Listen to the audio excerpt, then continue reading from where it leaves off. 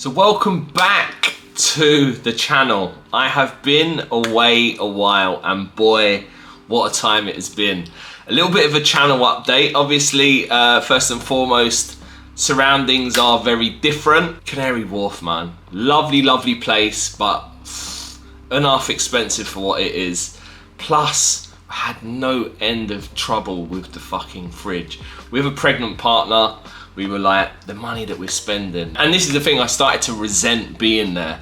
I signed up for the ice machine in the fridge. It was gorgeous, and I couldn't even show it on the video when we came to do it because the fridge was broken.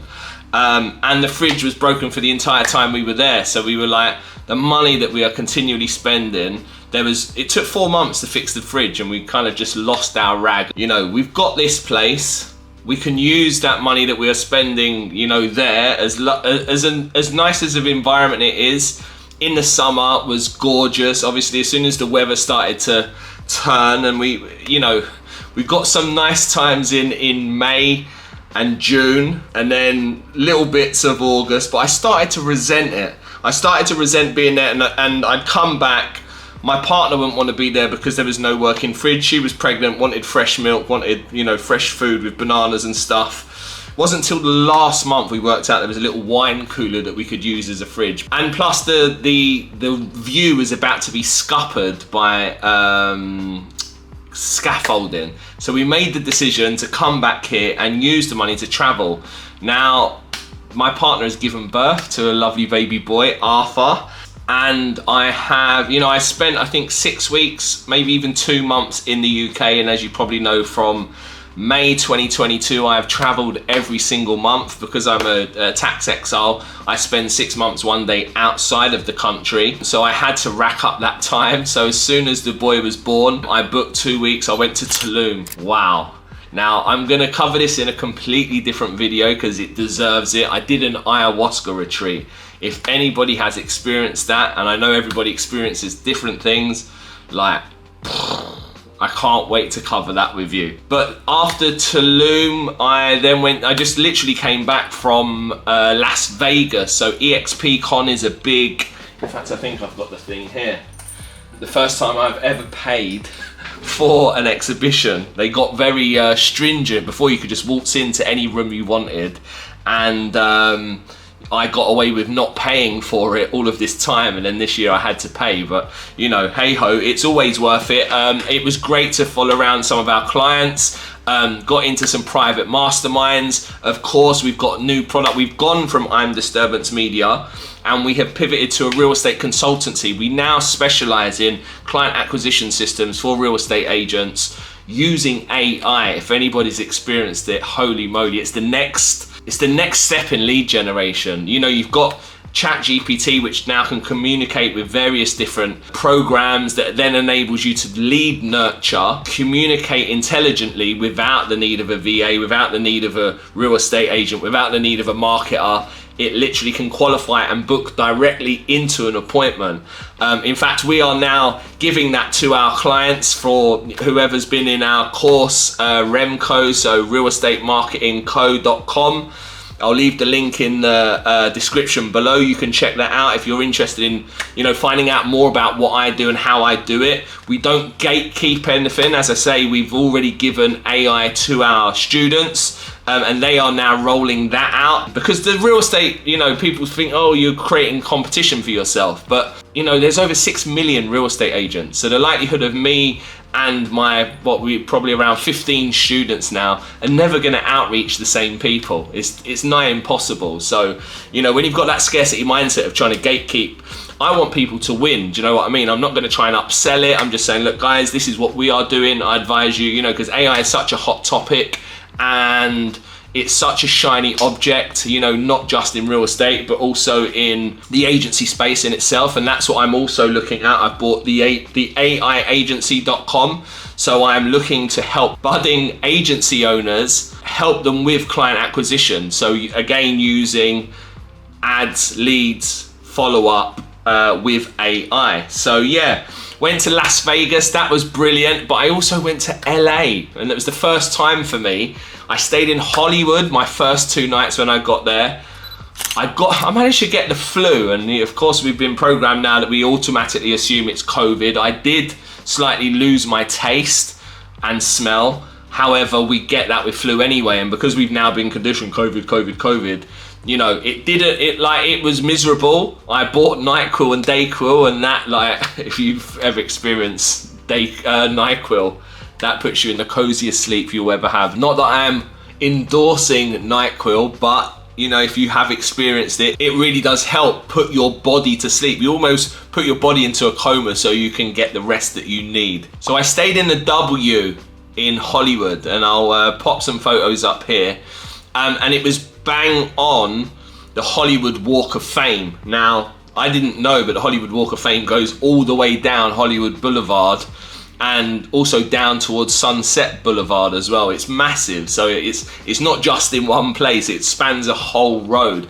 Went up and did the Hollywood sign, which again I'll pop here. That was fun. What wasn't fun, and because I was feeling so poorly, like, there's a real drug problem and homeless problem that because I felt so vulnerable not being well. If you've watched any kind of movie, and that, like Breaking Bad for example, and you've got these tweakers, like I was literally in CVS, which is our equivalent of Boots, but it's also a convenience store as well, so they sell like sweets and crisps and snacks and stuff, but also they are a pharmacy, so they're a bit more of a kind of supermarket slash pharmacy.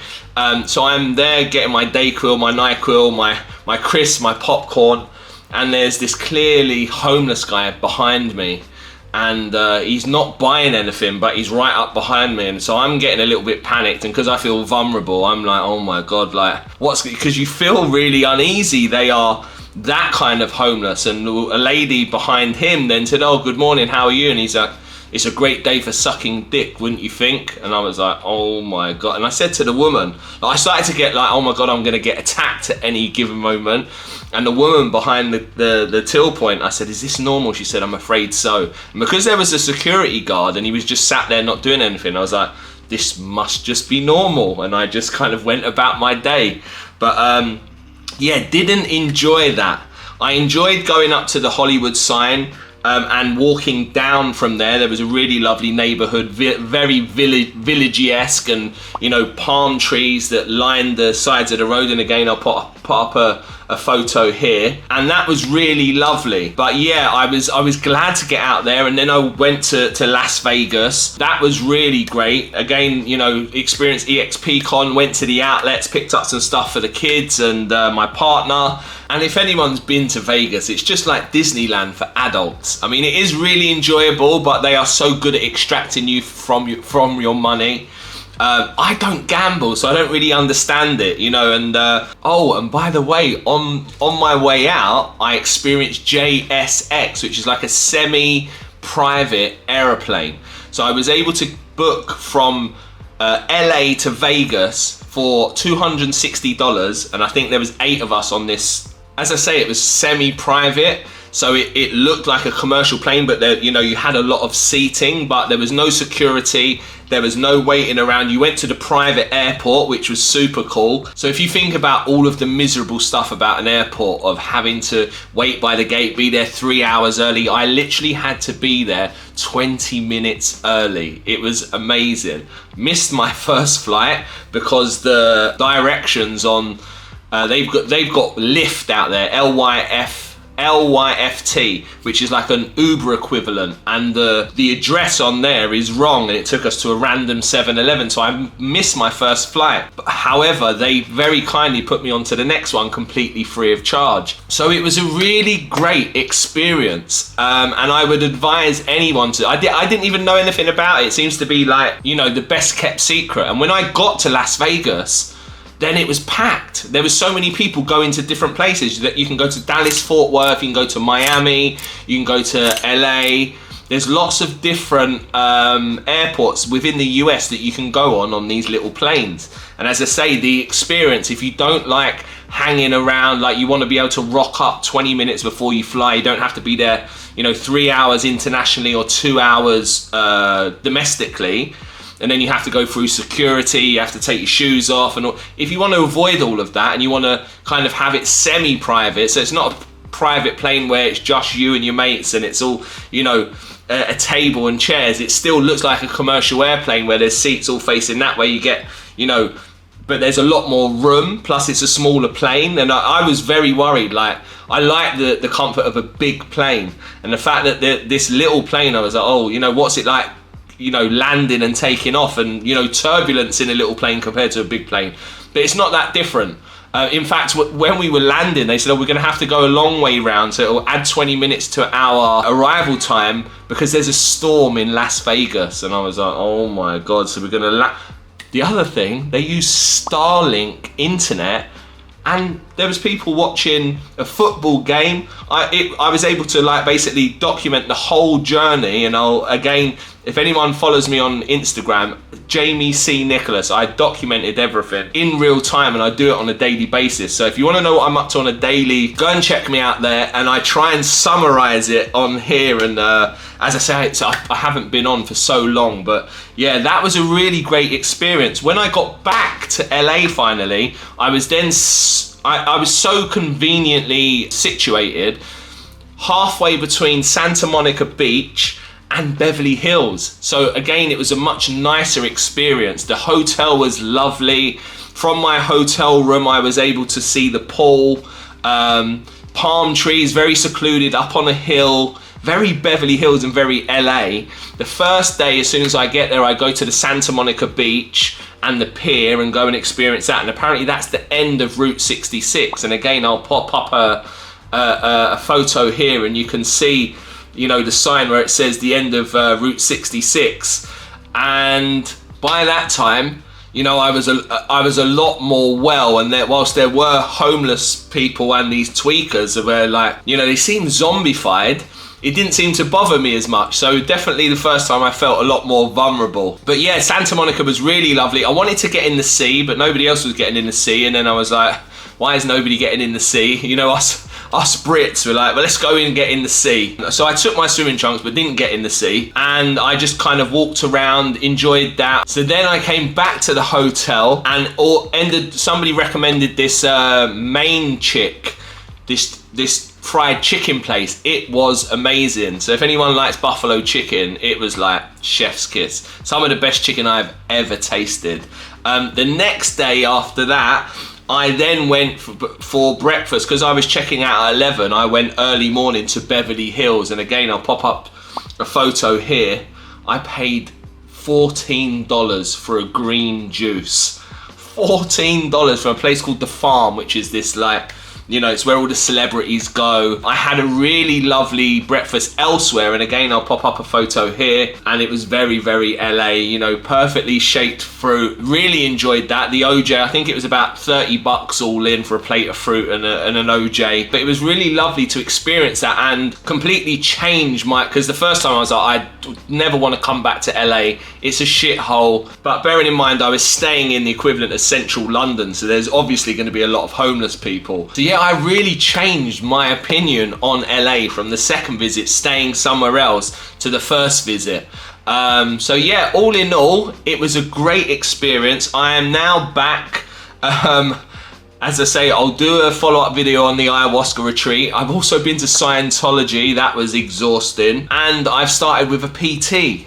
As my closer says, Bernard, I'm doing all of the side missions. I mean, I'm trying to get in as much into life as possible. And as you've probably seen from my travels, that's exactly what I try and do. We are now trying to plan a trip away. Either going to go to Orlando with the kids, my partner and the baby, or me and my partner are just going to go elsewhere, depending on what the situation is with the kids. So yeah, in work-wise, as I say, we've gone from I'm Disturbance Media to realestateappointments.com, and the coaching has been great. People are getting great results. So that was a little quick update for you. I do want to do more, and do you know what? I've bought 30 videos off of an editor for short form video, and I've done nothing about it because I wasn't well, and then, you know, traveling and stuff. So this is me putting my stake back in the ground of like, right, let's get back on the content. Let's let people know what we're doing. So yeah, thank you so much for tuning in. If you stayed this long, thank you so much. Go and check me out on Instagram if you want to see what I'm up to on a daily basis. If you want to know more about my business model, how I get paid to travel the world, check out the link below. Remco, as I say, I own a digital marketing agency. I help real estate agents bring, you know, buyers and sellers. In the worst case scenario, you help them with leads that are worth a minimum of 10K if they convert, so it becomes very easy to get ROI. If you want to learn more about that, check the link below, and I will see you on the next one. Thank you so much, and ciao for now.